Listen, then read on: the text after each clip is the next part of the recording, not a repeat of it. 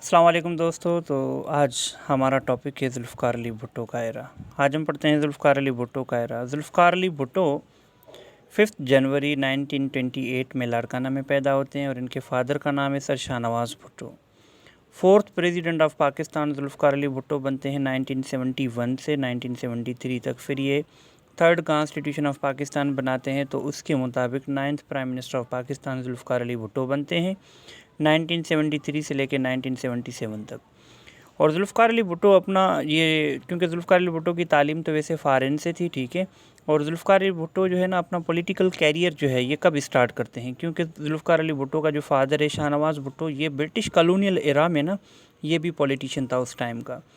तो ज़ुल्फ़िकार अली भुट्टो भी मतलब कि अपना जो पॉलिटिकल कैरियर स्टार्ट करता है वो करता है इसके एरा में, इस्कंदर मिर्ज़ा के एरा में 1958 में स्टार्ट करता है। और इसको पहली मर्तबा मतलब इनको ना पहली मिनिस्ट्री जो मिलती है वो मिलती है ट्रेड एंड कॉमर्स की, ठीक है। और थोड़ा सा अगर हिस्टोरिकल देखा जाए तो ज़ुल्फ़िकार अली भुट्टो कैसे आते हैं और कौन सी वजूहात थे, किस तरह से वो मतलब कि प्राइम मिनिस्टर और प्रेसिडेंट बनते हैं, अब थोड़ा सा उसको डिस्कस करते हैं। आपको पता है कि जनरल अयूब ख़ान की गवर्नमेंट थी और जनरल अयूब ख़ान की गवर्नमेंट लंबा अरसा चली, तो 25 मार्च को, ठीक है, 1969 में अयूब ख़ान ने रिज़ाइन कर दिया था। फिर उन्होंने जो पावर दी थी ना वो दी थी याह्या ख़ान को, ठीक है। याह्या ख़ान जो हैं वो प्रेसिडेंट भी बनते हैं और मार्शल लॉ एडमिनिस्टर भी बनते हैं, क्योंकि याह्या ख़ान जो है ना 1966 में चीफ़ ऑफ आर्मी भी बना था, क्योंकि उसको अयूब ख़ान ने ना चीफ़ ऑफ आर्मी बना दिया था 1966 में। अच्छा, उसके बाद 25 मार्च में होता क्या है कि 25 मार्च 1969 में अगेन मार्शल लॉ इम्पोज किया जाता है। 4 अप्रैल 1969 को ना बेसिक राइट्स भी बैन किए जाते हैं पाकिस्तान में। उसके बाद ये होता है कि इलेक्शन की डेट दी जाती है 5 अक्टूबर 1970 में इलेक्शन होगी, ठीक है, नेशनल असम्बली की। उसके बाद जो है ना प्रोविंशियल असम्बली की मतलब कि ये इलेक्शन होगी। अच्छा, तो उस वक़्त सीट्स का मतलब कि तादाद कितनी, टोटल सीट्स कितनी थी नेशनल असम्बली की, तो टोटल सीट्स थी उस वक़्त 313। 300 जो थी ना वो जनरल सीट्स थी और 13 सीट्स जो है ना वो वोमेन कोटा की थी। तो इसमें उनकी डिस्ट्रीब्यूशन किस तरह से बनी हुई थी, उनकी डिस्ट्रीब्यूशन थी ईस्ट पाकिस्तान को थी 162 सीट्स और 7 जो थी उनको वेमेन की सीट्स थी। और पंजाब को कितनी सीट्स थी, पंजाब की सीट्स थी 82 और 3 उनकी वेमेन की थी, टोटल 85 हो गए, ठीक है। और सिंध की कितनी थी 27 और 1 उनकी वेमेन की थी, 28 सीट्स हो गई इनकी। बलूचिस्तान की कितनी थी, 4 सीट्स थी जनरल की और 1 सीट थी वेमेन की। और केपीके की कितनी थी, 18 सीट्स थी और 1 थी वेमेन की। और फाटा की टोटल 7 सीट्स थी, इनमें वेमेन की कोई भी सीट नहीं थी, ठीक है। तो फ्लड की वजह से होता यह है कि इलेक्शंस डिले हो जाते हैं। फिर ये इलेक्शन 5 अक्टूबर की बजाय 7 दिसंबर 1970 को होते हैं, क्योंकि फ्लड आ जाता है। फ्लड की वजह से ये पोस्टपोन हो जाते हैं इलेक्शन, मतलब कि डिले हो जाते हैं। अच्छा, तो ये जो इलेक्शन होता है इसमें पीपल्स पार्टी कितनी सीट्स जीतती है, ये जीतती है 81, ठीक है। तो पंजाब में पीपल्स पार्टी 62 सीट्स जीती है और सिंध में 18 सीट्स जीतती है और केपीके में 1। अवामी लीग जो इसके अपोजिशन होता है ईस्ट पाकिस्तान वाला बंदा, ठीक है, जिसका नाम था शेख मुजीबुर रहमान, वो कितनी सीट्स जीता है, वो 67 सीट्स जीतता है।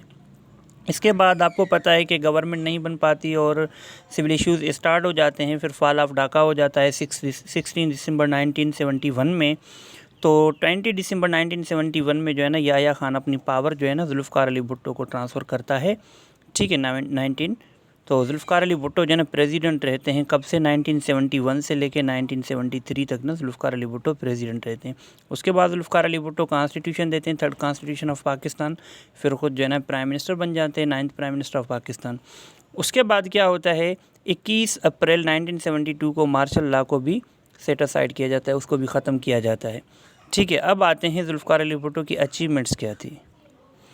अच्छा, ज़ुल्फ़िकार अली भुट्टो की जो मतलब कि पॉलिसीज़ और अचीवमेंट्स थी उनमें सबसे पहले उनकी डिस्कस करते हैं हम नेशनलाइजेशन का कॉन्सेप्ट। उन्होंने नेशनलाइजेशन मतलब कि ये पॉलिसी दी थी।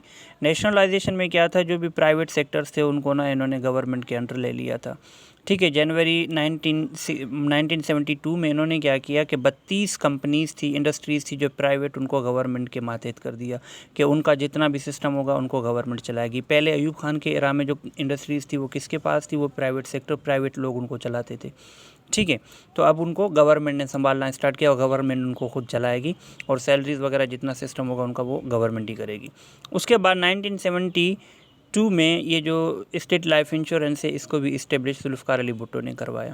اس کے بعد ان کے ایگریکلچر ریفارمز میں آتے ہیں۔ 1 مارچ 1972 میں ایگریکلچر ریفارمز میں کیا لیتے ہیں؟ یہ کہتے ہیں کہ جو زمینیں مطلب کہ ریورس کے پانی پہ ہوتی ہیں، ٹھیک ہے، کتنا بھی کوئی بھی بڑا امیر بندہ ہے جتنے بھی ہیں وہ صرف اور صرف 150 ایکڑ رکھ سکتا ہے اپنے پاس، باقی اس کی گورنمنٹ کی زمین ہوگی، وہ مطلب باقی جو زمین بچے گی وہ گورنمنٹ کے حوالے کی جائے گی، ٹھیک ہے۔ پھر گورنمنٹ جو ہے نا باقی لوگوں میں اس کو تقسیم کرے گی۔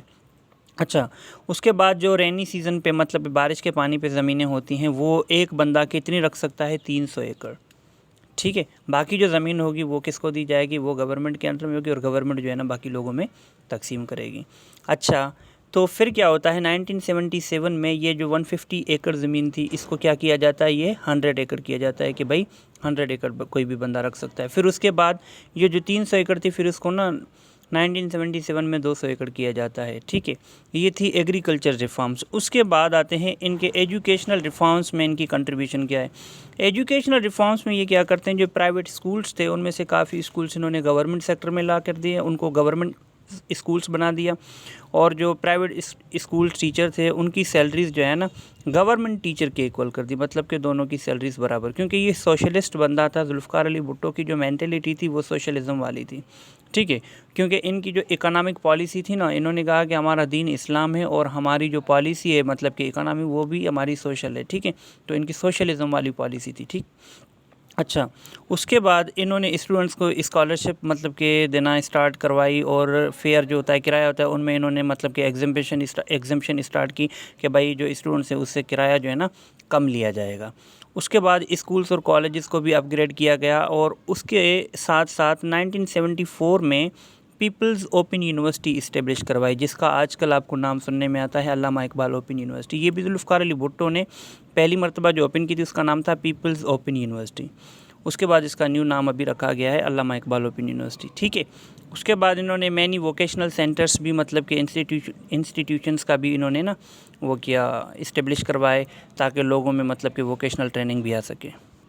اچھا، اس کے بعد ہیلتھ میں انہوں نے ریفارمز لائے۔ ہیلتھ میں ریفارمز کون سے لائے؟ بنیادی مرکز جو ابھی دیہاتوں میں ہوتے ہیں نا، یہ بنیادی مرکز جو ہے انہوں نے اسٹیبلش کروایا جس میں غریب لوگ اپنے جو ٹریٹمنٹ ہے وہ فری میں کروا سکتے ہیں، ٹھیک ہے۔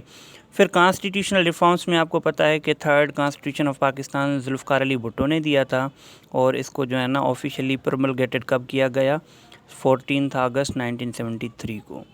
اور سب سے بڑی جو اچیومنٹ تھی ذوالفقار علی بھٹو کی وہ شملہ ایگریمنٹ بھی مطلب کہ مانی جاتی ہے، کیونکہ شملہ ایگریمنٹ جو ہے نا یہ کس کے بیچ میں ہوا تھا؟ یہ اندرا گاندھی جو انڈیا کی پرائم منسٹر تھی اور ذوالفقار علی بھٹو جو پاکستان کے پرائم منسٹر تھے ان کے بیچ میں ہوئی تھی۔ ہوا کیا تھا؟ یہ 28 جون 1972 سے لے کے 2 جولائی، ٹھیک ہے، 2 جولائی 1972 تک یہ ٹاکس چلے تھے، اور یہ ٹاکس کن چیزوں کے اوپر تھے؟ جب نا فال آف ڈھاکہ ہوتا ہے تو ہماری جنگ ہوتی ہے بنگلہ دیش اور پاکستان کے بیچ میں نا، جو سول وار ہوتی ہے اس کو نا سپورٹ کون کرتا ہے؟ انڈیا کرتا ہے، تو اس کے بیچ میں ہمارے فوجی جو ہیں وہ بھی چلے ان کو بھی مطلب کہ انڈیا قید کر لیتا ہے، ٹھیک ہے، اور اس کے ساتھ ساتھ ہماری جو کشمیر کی سائڈ پہ بھی جنگ چھڑ جاتی ہے تو وہ بھی ہماری ٹیریٹریز پہ نا انڈیا تھوڑا سا قبضہ کر لیتا ہے، تو یہ ان کے بعد مطلب کہ ان کے تحت تھا۔ تو انہوں نے یہ طے کیا تھا کہ بھائی ہماری جو UN کا چارٹر ہے ہم اس کا خیال رکھتے ہوئے نا ایک دوسرے کا مطلب کہ خیال کریں گے، اور یہ جو نا بائی لیٹرل ٹریٹی تھی تو انہوں نے یہ بھی کہا تھا کہ اس کو نا ہم یونی لیٹرل کوئی بھی اس کو توڑ نہیں سکتا۔